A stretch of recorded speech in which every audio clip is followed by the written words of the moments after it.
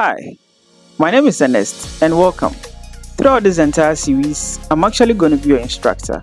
I'll take you through all the necessary steps that you need to follow to get started as a programmer using the Java programming language. Of course, I'm going to share with you some tips and tricks that you need to know, which will better help you position yourself as a beginner and, in the long run, appreciate programming. Of course, we would have to expose ourselves to some history surrounding the Java programming language, how it came about, and how it became so popular, right? Yes, we would get to understand or know a bit about that as well.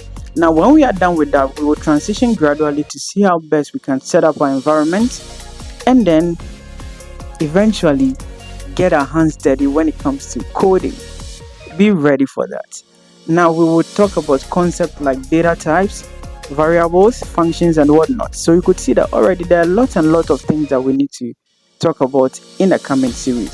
So be prepared. Let's get on this journey together.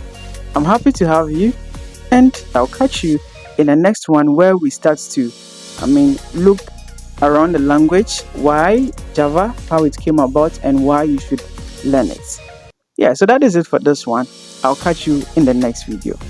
Peace.